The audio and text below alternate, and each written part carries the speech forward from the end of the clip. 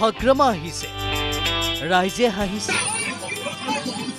হয়, পিটিচি প্ৰধান হাগ্ৰামা মহিলাৰী সদায় ব্যতিক্ৰম।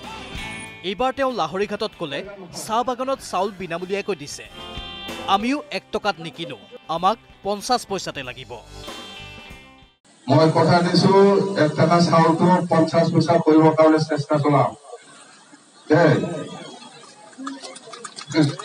হ'ব পাৰেতো, ঠিক নাই, হ'ব পাৰেতো। কি নোহোৱা বস্তু কি আছে? নোহোৱা কিবাতো নহয়। য'ত বাগানত ফ্ৰী দি আছে, আমাক 50 পইচা দিয়ক না, 50 পইচা কমাই দিয়ক।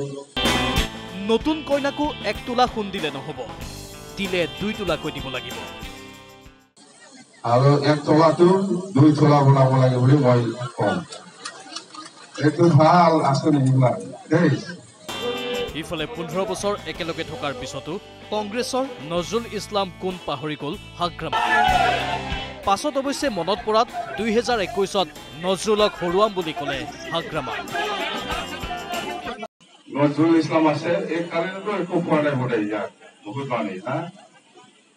কিন্তু আমাৰ দলৰ জড়িতো পাইছে, দলৰ কৰ্মীসকলে, দলৰ ৰাইজসকলে নিশ্চয় পাইছে।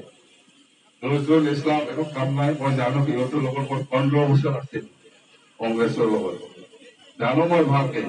মই পাহৰিছো সি হাৰিছে নাকি ভাবিছিলো, মই হাৰা নাই। এইবাৰ হাৰাই দিওঁ দে, 2021 হাৰাই দিম আমি।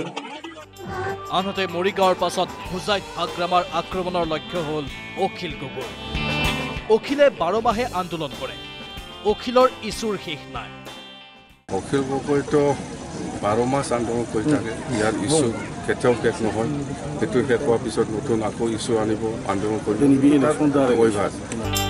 এনেদৰেই নিৰ্বাচনী বতৰত হাস্যৰসৰ মাজেৰেই হাগ্ৰামাই মিত্ৰজোঁটৰ হৈ চলালে প্ৰচাৰ।